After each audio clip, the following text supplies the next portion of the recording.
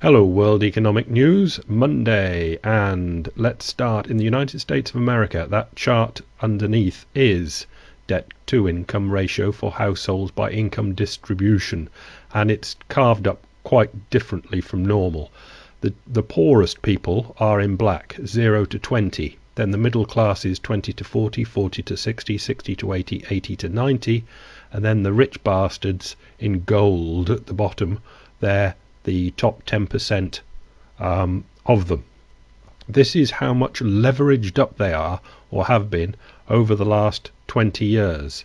Starting off roughly in the same place, just under 70 to just over 70% levered up. The rich people really haven't levered up much at all over the last 2 decades. The middle classes have just about doubled up on their leverage, but look at them poor people. They are out of control, and they won't be paying that back. Moving on. Guardian Co UK, Merkel call for Eurozone economic harmonisation prompts protests. And I'm not surprised. Merkel and Sarkozy have said that in a month's time they'll have a meeting, a big powwow tom-tom meeting of all the Euro countries, and they're going to nut out this problem of harmonisation. Germany have said, if you can get all your shit together and come under our control, we shall front up some more money to bail you bastards out. As this says, Belgians say, we don't need to accept any diktat from Berlin. They won't be alone. The Netherlands is going to be very important. Normally, with a month in hand, behind the scenes, these Euro people can normally get most everything fudged and get some sort of an agreement. They are really going to struggle to get an agreement in a month's time on this. It's a shit or bust type thing. If they don't get a sensible thing together, Germany will say, well, we tried, and not front up any more bailout money. It's a great big confidence trick, I think, by Germany, who I think know that the rest of them aren't going to get it together. In other words, they're putting forward a solution that they know is going to fail. The Telegraph, David Cameron, sorry, but we can't afford tax cuts. This is the UK Prime Minister type saying can't afford tax cuts. In an interview with the Sunday Telegraph, the Prime Minister says growing demand to reduce the tax burden for millions of families facing higher prices and the threat of job losses does not add up in the current climate. He also rules out a Plan B, which is immensely stupid. On economic policy, in the wake of official figures showing the economy shrank by 0.5% in the final quarter of last year, which has sparked fears of a double dip. Even if the double dip doesn't arrive, and a lot of this is blamable on the weather, there will be bad weather ahead for the UK, and he should have at least a Plan B and a Plan C, which should include tax cuts and doing everything the United States is doing. Basically forgetting all about this austerity stuff and pushing ahead with spending huge quantities of money that they don't have. The Independent, also in the United Kingdom, home and car sales fall as buyers show nerves. They were talking about the sales of cars, which are down, and it goes on, nor do British households seem much more inclined to buy property. The Halifax House Price Index has shown a declining trend for some months, in line with the general picture emerging from the nationwide numbers and the Department for Communities.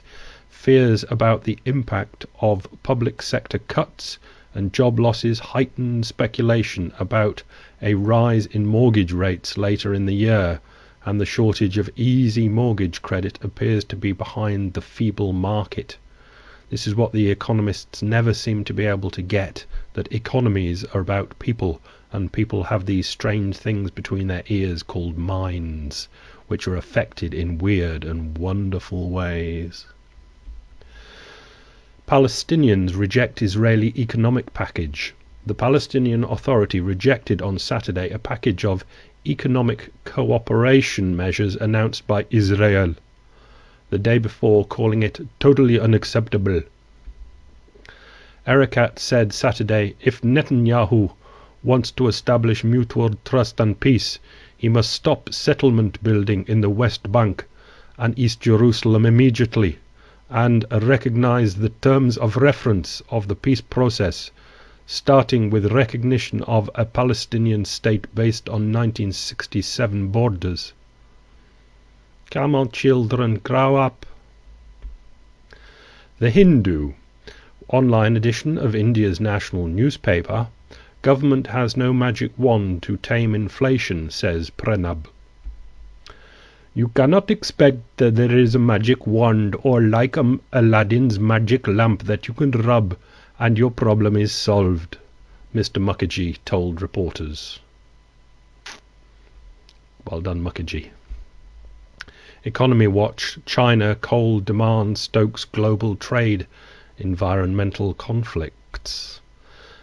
Even as developed countries close or limit construction of coal-fired powered plants out of concern over pollution and climate warming emissions, coal has found a rapidly expanding market elsewhere, Asia, particularly China. At ports in Canada, Australia, Indonesia, Colombia and South Africa, they're shipping coal to China for them to burn, especially coking coal. China's mines are inland and it's just easier for them to ship it in from other places and then burn it into the air, which then circulates the world.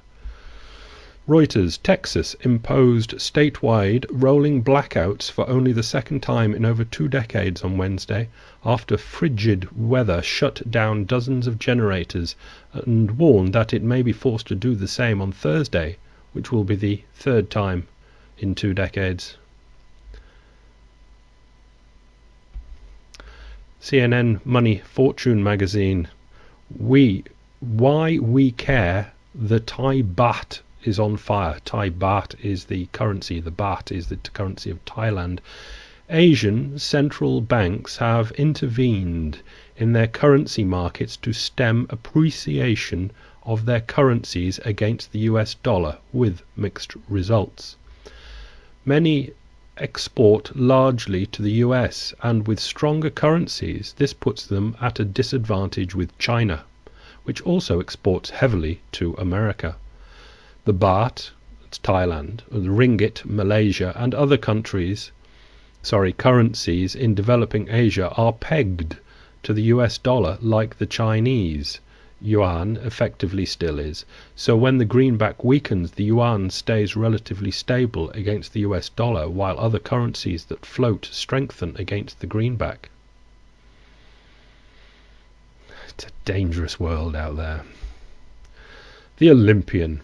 Walmart humbled king of retail plots its rebound. Saddlebrook, New Jersey. The battle for shoppers is playing out in this New York suburb. Walmart versus everyone else. 3 years ago, Walmart ruled for convenience, selection and price, but today it is losing customers and revenue and smarting from decisions that backfired. There are a lot of very bright people out there that saying the Walmart model is doomed. Wouldn't that be a shame if Walmart was doomed? Well, how could it be without them? Surely Walmart is the future? No? Maybe not. Have a good week. That's it. Bye.